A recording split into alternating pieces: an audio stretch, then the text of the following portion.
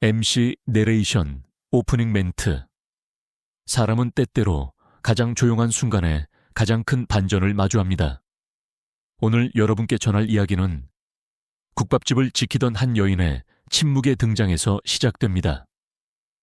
고급 호텔, 반짝이는 샹들리에 아래. 성공한 이들만이 모일 수 있다는 그 자리에 낯선 그림자가 조용히 발을 들였습니다. 누군가는 속삭였습니다. 여긴 아무나 올 수 있는 곳이 아니야. 하지만 진짜 가치는 명함이 아닌 마음과 인연이 만든다는 걸 그날 그들은 미처 몰랐습니다. 지금부터 시작됩니다. 한 여인의 침묵 속 대반전, 그리고 국밥 한 그릇이 만들어낸 기적의 이야기. 끝까지 함께 해주세요. 일부 고요한 입구 그랜드 로열 호텔의 대리석 천장을 배경으로 샹들리에가 마치 얼어붙은 불꽃놀이처럼 반짝였다. 화려한 연회장 안은 웅성거림, 샴페인 거품, 그리고 크리스털 플루트의 부드러운 찰랑거림으로 가득했다. 대화는 야망의 속삭임에 가까웠다. 신중하게 계산된 웃음소리가 울려 퍼졌다. 이탈리아에서 맞춤 제작한 정장과 실크 드레스를 입은 서현은 마치 권력의 기운을 뽐냈다. 그리고 그 모든 것의 중심에는 서현이 있었다. 완벽하게 컬을 넣은 머리, 진홍색 자신감으로 물든 입술, 엘리사브 최신 컬렉션에 짙은 에메랄드 그린색 디자이너 드레스는 마치 그녀만을 위해 만들어진 듯 그녀의 몸매를 감싸 안았다. 그녀는 마치 자신이 속해 있다는 것을 아는 사람처럼 편안하게 움직였다. 그녀의 손은 고위 임원이자 행사 공동 진행자인 남편 민준의 팔에 얹혀 있었다. 오늘 밤 모든 게 순조롭게 흘러가야 해. 서현은 투자 파트너 2명에게 손을 흔들며 민준에게 연습한 듯한 미소를 지으며 속삭였다. 이게 우리 모두에게 큰 변화를 가져올 수도 있어. 민준은 마지못해 고개를 끄덕였지만 그의 시선은 계속해서 연회장 입구 쪽으로 향했다. 긴장했잖아. 그녀는 장난스럽게 말했다. 그녀의 목소리에는 매력과 미묘한 절제가 뒤섞여 있었다. 설마 아직도 그녀가 나타나길 바라는 건 아니겠지. 민준은 대답하지 않았다. 그의 손가락은 잔을 살짝 꽉 쥐었다. 갑자기 연회장 저쪽 끝문이 살며시 열렸다. 거창한 발표도 스포트라이트도 없었다. 그저 조용한 분위기의 변화만 있을 뿐이었다. 모두가 고개를 돌렸다. 그녀 지현이 그곳에 서 있었다. 맞춤형 흰색 정장에 미니멀한 장신구를 착용하고 한쪽 어깨 위로 부드러운 웨이브를 드리웠다. 그녀는 화려하지 않았다. 그럴 필요도 없었다. 그녀의 존재감은 고요했다. 그리고 그 고요함 속에 품위가 있었다. 그녀의 발꿈치는 윤이 나는 바닥에 서두르지 않고 찰칵 소리를 냈다. 한 손에는 작은 클러치백을 들고 있었다. 고요한 눈은 마치 작곡가가 고요한 교향곡 속으로 걸어 들어가듯 군중을 훑어보았다. 서현은 말을 하다가 멈춰 섰고 입계는 웃음기가 사라졌다. 조심스럽게 가린 가면이 흔들렸다. 도대체 여기서 뭐 하는 거야? 그녀가 낮게 속삭였다. 민준은 조용히 안도의 한숨을 내쉬고는 재빨리 연회장을 가로질러 갔다. 지현아. 그는 누나를 껴안으며 인사했다. 안 올까봐 걱정했어. 지현은 부드럽게 미소 지었다. 초대해줬잖아. 놓치지 않을 거야. 뒤에서 손님들 사이에서 몇몇 속삭임이 들려왔다. 누구야?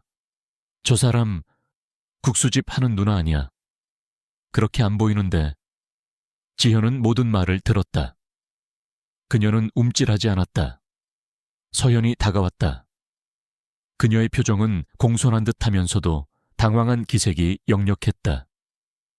아, 그녀는 입술을 살짝 움직여 미소를 지었지만 눈은 닫지 않았다.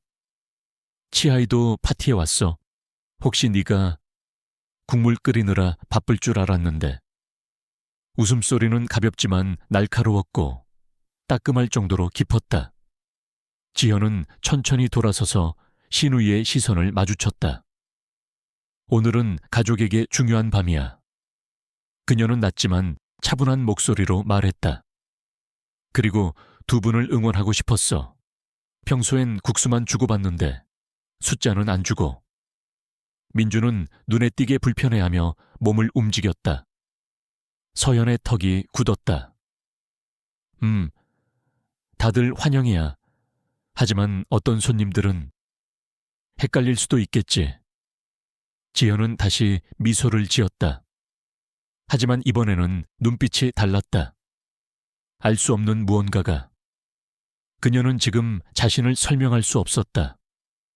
그녀는 보이기 위해 여기에 있었다. 그리고 그들은 지켜보고 있었다. 모두가. 드라마의 씨앗이 심어졌다. 지현이 무도회장 깊숙이 걸어 들어가자 그 공간이 그녀에게로 열리는 듯했다. 명성 때문이 아니었다. 부 때문이 아니었다. 어떤 침묵은 가장 시끄러운 입장보다 더 많은 관심을 요구하기 때문이었다. 그리고 그 순간 서현은 깨달았다. 뭔가가 바뀌었다는 것을. 제2부 국밥과 엄마의 기억 새벽. 푸르스름한 빛이 깃든 골목에 한 여자가 천천히 발걸음을 옮겼다. 그 작은 체구는 무언가를 끌고 있었고 또 무언가를 지고 있었다. 국밥이요. 따끈한 국밥 드세요. 목소리는 작지만 분명했고 그 소리에 몇몇 가게 셔터 너머의 불빛이 움직였다. 그날 아침도 변함없이 국밥집의 하루는 그렇게 시작되었다. 그리고 그 국밥집에는 언제나 지현이 있었다. 12살. 눈망울이 또렷하고 손은 작은데 움직임은 능숙했다. 지현아, 조심해. 기름 뿌연 바닥에서 미끄러지면 다쳐. 응, 엄마. 이금순 여사. 지현의 엄마이자 국밥 인생 30년의 장인. 지친 손으로 팔을 썰며 국물을 휘저으며 한 그릇 한 그릇에 정성을 담는 그녀는 자랑도 없고 불평도 없었다. 다만 눈빛이 있었다. 자식의 배를 채우고 마음을 따뜻하게 하겠다는 그 눈빛. 그날도 어김없이 한 남자가 국밥집 문을 열었다. 껄렁한 셔츠, 굶은 배, 그리고 쑥스러운 미소. 여기 혹시 그냥 국물만. 아이고, 아니에요. 앉으세요. 국밥 한 그릇 드시고 가세요. 근데 돈이. 괜찮아요. 그릇 안의 따뜻함은 공짜랍니다. 지현은 그 장면을 지켜보며 생각했다. 엄마는 왜 저렇게 다 퍼주지? 우리도 넉넉하지 않은데. 하지만 동시에 마음 한쪽이 이상하게 따뜻했다. 희미한 불빛 아래의 결심밤이 깊어갈수록 국밥집의 불도 어두워졌다. 지현은 작은 공부방에 앉아 책을 펴고 있었다. 그녀의 손끝엔 국물 자국, 책장 위엔 수학 문제집과 연필, 그리고 엄마가 사준 중고 국어 사전이 놓여 있었다. 엄마, 나 서울대 가고 싶어. 이금순 여사는 한참 동안 대답하지 않았다. 그저 딸아이의 머리카락을 천천히 쓸어내리며 말했다. 우리 지현이는 뭐든 잘할 수 있어. 근데 엄마 혼자는 이 국밥집을. 지현은 그 말에 책에서 눈을 떼고 엄마를 바라봤다. 그리고 오래도록 국물 끓는 소리를 들었다. 그날 밤 그녀는 깨달았다. 내가 지킬게. 이 국밥집도 우리 가족도. 병실의 마지막 부탁 몇 해가 흐른 뒤 엄마는 병원 침대에 누워 있었다.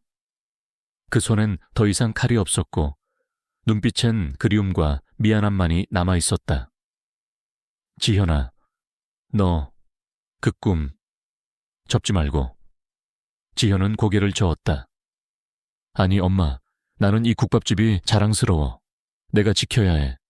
엄마의 정성도 마음도 이 안에 있으니까. 그녀는 울지 않았다. 다만 다짐했다. 그리고 어느 비 오는 날 국밥집 간판이 다시 켜졌다. 다시 문 열었네. 지현 씨가 이어받았대. 엄마 뒤를 그대로. 비 내리는 골목. 그 국밥집엔 다시 사람들이 모여들었다.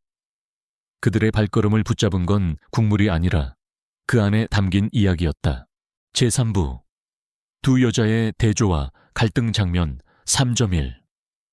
어색한 식탁 위 서울 강남의 고급 아파트.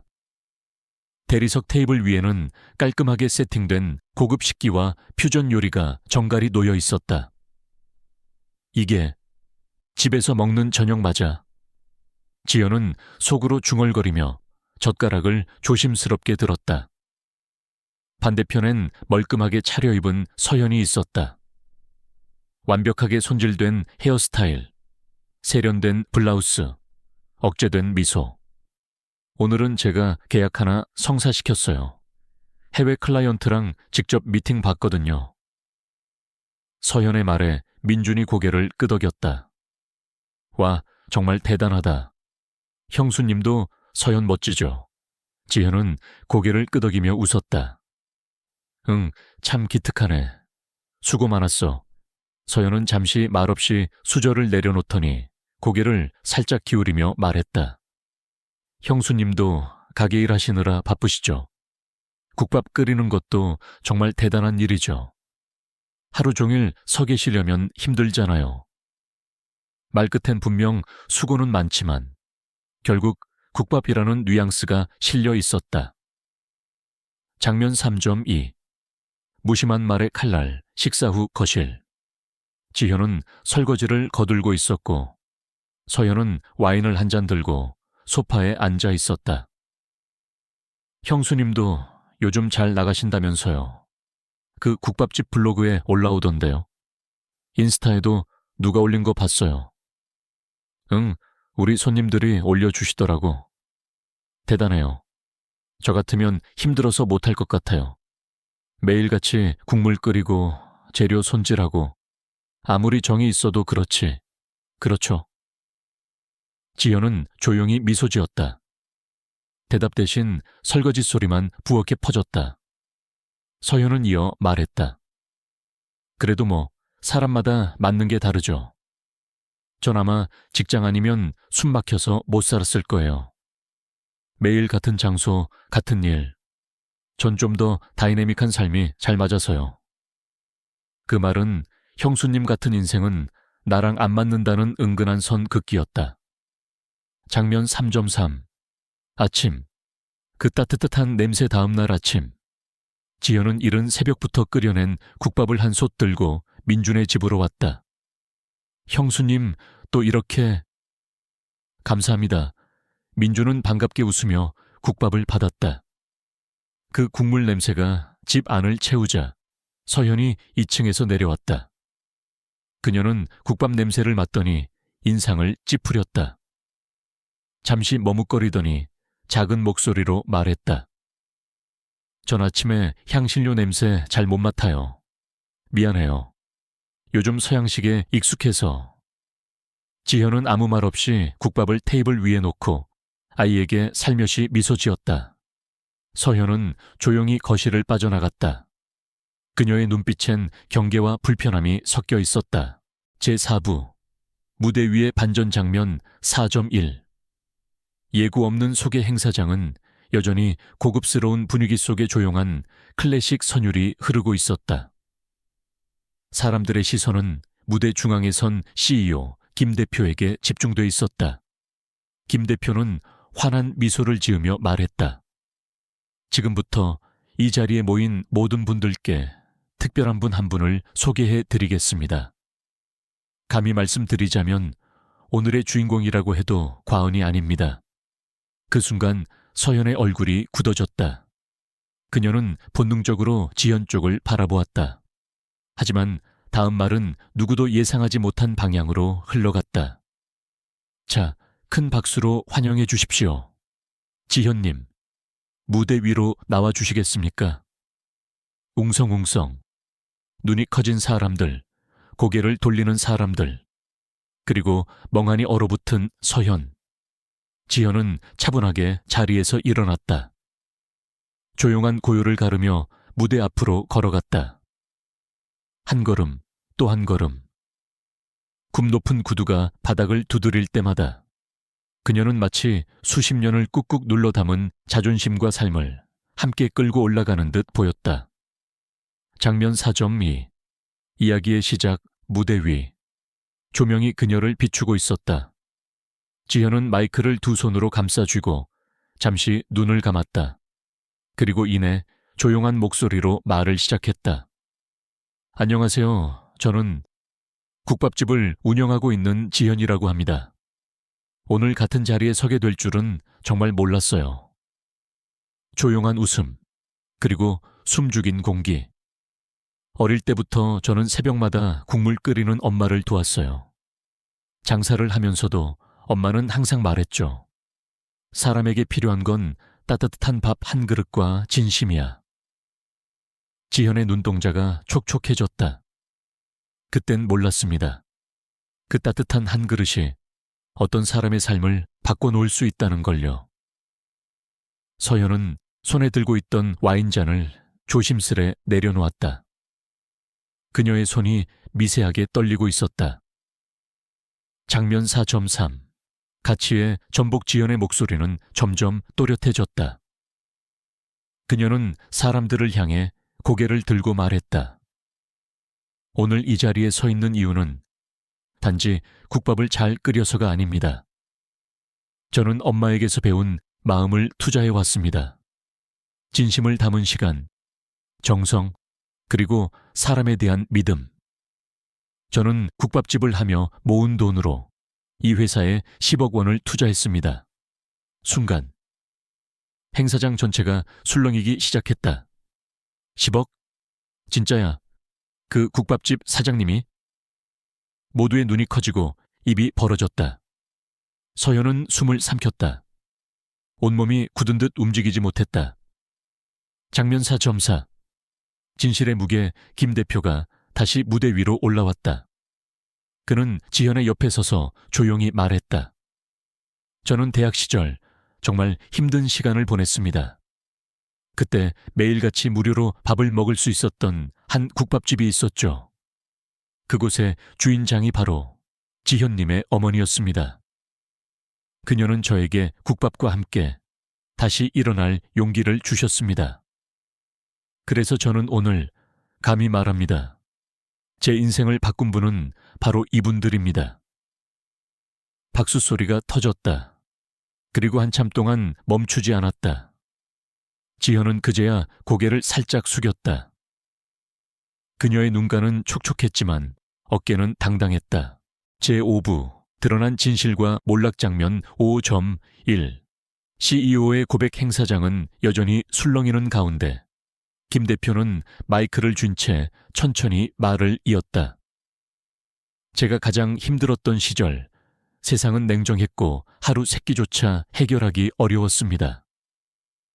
그런 저에게 국밥 한 그릇과 따뜻한 말 한마디를 건네주신 분이 계셨습니다. 바로 이금순 여사님, 지현님의 어머님입니다. 순간 공간 전체가 고요해졌다. 누군가는 눈을 깜빡이지 못했고 누군가는 천천히 눈가를 훔쳤다. 김 대표는 손에 힘을 주며 말했다. 그 국밥은 단순한 음식이 아니었습니다.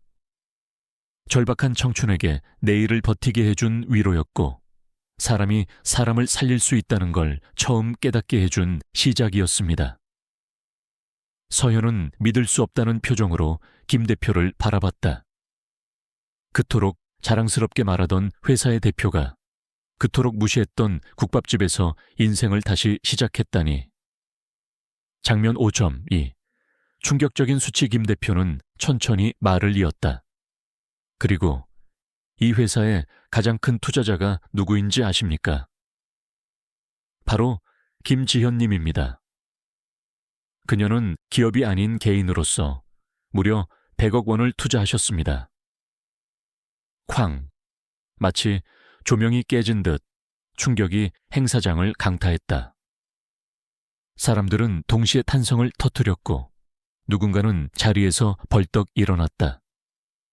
카메라 플래시가 번쩍이고 기자들은 앞다투어 필기하기 시작했다. 서연은 자리에서 그대로 얼어붙었다. 하이힐을 신은 발이 바닥에 묶인 듯 꿈쩍도 하지 못했다. 지금 이 자리에 자신보다 위에 있는 사람이 그 언니였다는 사실이 그녀의 자존심을 산산조각냈다. 장면 5.3. 진심의 무게 지연은 천천히 고개를 들어 회중을 바라보았다. 저는 단지 엄마가 지켜온 작은 국밥집을 운영해왔을 뿐입니다. 하지만 그 공간은 단순히 음식을 파는 곳이 아니라 사람의 삶을 품는 공간이기도 했어요. 수익보다 중요한 건 사람, 겉모습보다 중요한 건 마음. 그 말에 많은 이들이 조용히 고개를 끄덕였다. 지현의 말은 화려하지 않았지만 묵직하게 가슴을 울렸다. 서연의 눈겐 눈물이 맺혔다. 그것은 부끄러움이었고 후회였고 패배감이었다. 제6부 참회의 시간과 새로운 시작 장면 6.1. 뒤늦은 사과 행사가 끝나고 사람들은 하나둘 자리를 뜨기 시작했다. 지현은 무대 뒤편에서 조용히 숨을 고르고 있었다. 그때 조심스레 다가오는 발소리가 들렸다. 서연이었다. 그녀는 격식을 차리던 얼굴을 벗어던지고 눈에 눈물을 머금은 차에 지연 앞에 섰다. 그리고 깊이 허리를 숙였다. 언니, 죄송해요. 제가 너무 무례했고 너무 얕봤어요. 제가 그동안 얼마나 좁은 시야로 세상을 보고 있었는지 오늘에서야 알았어요. 지현은 조용히 서연을 바라보았다. 그 눈엔 원망도 분노도 없었다. 그저 짙은 연민과 이해, 그리고 한 가닥의 아쉬움이 담겨 있었다. 서연아, 누구나 실수는 해. 중요한 건 그걸 깨닫고 나서 어떻게 살아가느냐야. 서연은 눈을 꾹 감으며 고개를 끄덕였다. 그제야 진짜 형님을 처음으로 존경하게 된 눈빛이었다. 장면 6.2. 교만의 대가 몇 달 후 회사 내 게시판에 공지문이 올라왔다. 서현은 사무실 책상 앞에서 창백한 얼굴로 공지를 읽었다.